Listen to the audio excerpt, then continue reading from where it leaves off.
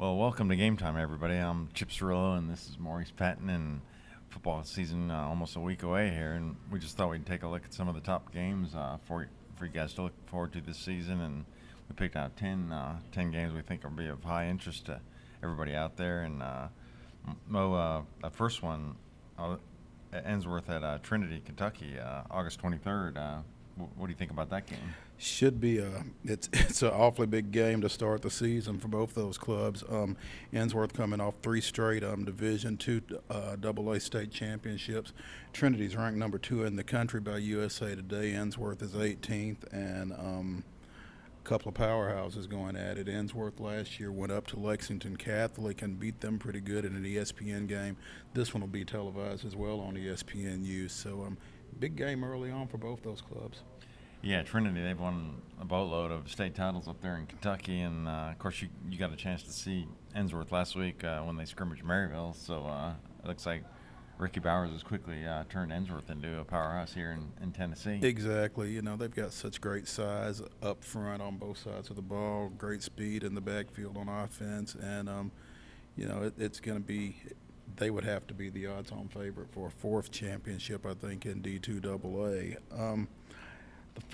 Not the following week, but 2 weeks later on September 6th, interesting matchup is between Christ Presbyterian going to Giles County in a District 12 AA game. Yeah, a new district for CPA to be in, and both these teams went to the semifinals last year. CPA in 3A and Giles County in 4A, and they both got new quarterbacks this year. So we'll see how that goes. Giles County's also got a new coach. Yeah, exactly. Walt Smith comes on board, and I was talking to him last night, and he sounds really enthused about the season. So he's got a little more talent to work with than he did at Mount Pleasant and Zion, so a little bit bigger school. Okay. All right. Moving on down to I guess the third week in September, you've got Friendship Christian and Knoxville Webb on September 20th. With Friendship coming down from Class 2A in Division 1 to D2 1A, that's a game with some postseason implications, I guess. Yeah, it really is. I mean, of course, this first meeting will be determining how things go in their region, I suppose. But then it wouldn't be surprising if they met again in the state final. Webb has won multiple state titles, and Friendship's coming off one of their own in 2A, and it wouldn't be surprising to anyone, I think, if these two met again in the final. So maybe this is sort of a state title preview. Exactly, and both of them have got a couple of very talented individuals. Friendship with A.J. Long, a quarterback who's committed to Syracuse and is a member of our Dandy Dozen, and Webb's got running back, defensive back Todd Kelly, who is among the many kids who have committed to UT, following in the footsteps of his dad up there and doing that. So a lot of talent on the field for that ball game on September 20th. Following week got a couple of big matchups. Over at Vanderbilt on a Thursday night, September 26th, Milan is coming in to play CPA in a matchup of a rematch of the last two Class 3A state semifinal games. And the funny thing is that they were nearly identical scores. Milan won both those games, scoring 16 points each time, and a pretty tough September for CPA having another tough matchup with these guys. So I'm sure after dropping these last two to Milan, they really want another shot at them. Yeah, and congratulations to Engel Martin and the bunch out at CPA for going out and scheduling tough like that, picking up a game with the Milan early in the regular season like that, to go with some of those 12 AA games that they're going to get moving to that new district down there. The following night, Cane Ridge and Hillsborough, big District 12 AAA game over at Hillsborough. Hillsborough coming back into the Metro District after spending the last few years on 11 AAA with the Williamson County schools, and seems to be that they are on a little bit of a talent upswing out there with second-year coach Craig Clayton. Yeah, he's got a little more to work with out there, and here he is in this new league. And Cane Ridge coming off their best season ever, and they lost their quarterback to graduation, so there'll be another team with the new quarterback, and we'll see how that goes with Cortland Owens and see how he can replace Sherrod Carruthers there. And we'll find out early on him. I think a lot of people will be looking at Cane Ridge this time around. They went 8-2 last year, like you said, won that district, lost in their first round game to Visit in Riverdale in the 6A playoffs. But I think they built some momentum with their success last year, and it'll be interesting to see how they're able to build on that and learn from that and try to take that program forward with a young coach in Jonathan Parks out there. October 4th, I think this is possibly the biggest game of the year in terms of regular season. I think over the last few years it's become a game that a lot of folks, not just in non-AAA, have kind of circled on their calendar. If there's one high school football game to see, this may be it right here. Mount Juliet goes to Beach. Last 2 or 3 years, this game has determined the District 9 AAA championship, and I don't know that it will be any different this time around. Beach coming off of their second 5A state championship in 4 years. Obviously, Jalen Hurd coming back for them. Mount Juliet has been a big-time player in 6A the last couple of years. Went to the state semis each of the last 2 years, and unveiling a new coach this year in Trey Perry. So really a fascinating, really a competitive rivalry there, and a good matchup this time around, I think. Yeah, Trey does taking over for his dad there. Roger having the heart problems in the offseason, but he'll still be there as an assistant. And yeah, this should be you were at that game last year, if I remember. I remember seeing the pictures in the paper. It looked like a huge crowd was there. It was a big-time crowd, and Hurd put on a big-time performance, rush for almost 300 yards in that one. And, I just think Mount Juliet, with the talent that they've got, they'll be ready for this one. I think they're probably pointing to that ball game right now, so it should be an interesting one.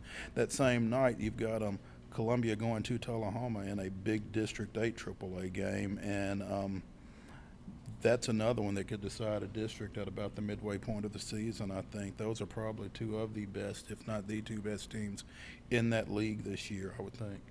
Yeah, last year when they met in the regular season, Tullahoma lost 19-17. It was really a tight game, and I think it came down to a 2-point conversion at the end, and Columbia kind of batted it away. Otherwise, that might have gone into overtime. So I think in the rematch in the playoffs, Columbia had a little more of a lopsided win. But, of course, Columbia graduated their quarterback and their wide receiver, and they have some rebuilding to do there. But those two teams seem to be good every year. They do, and they always seem to play each other really close.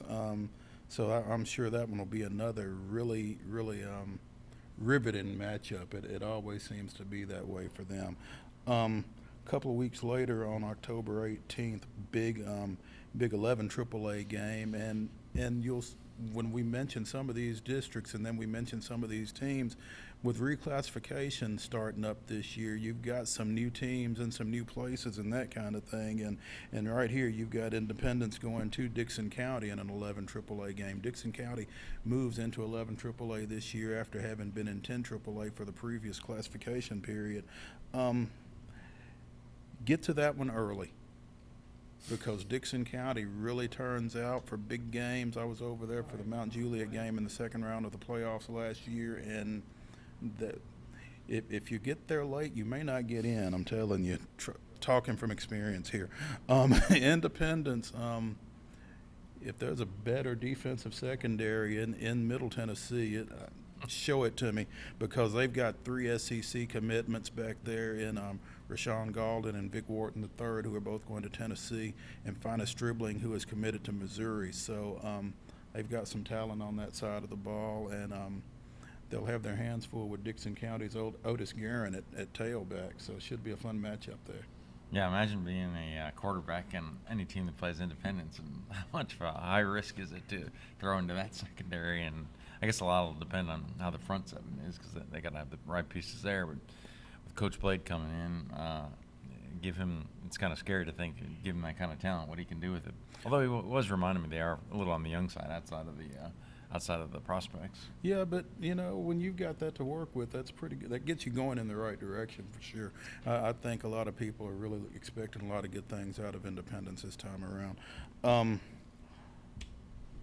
Week after, over in Rutherford County, big 7 AAA game, and in what has been touted generally as the toughest Class AAA district, if not the toughest district in the state of Tennessee, period.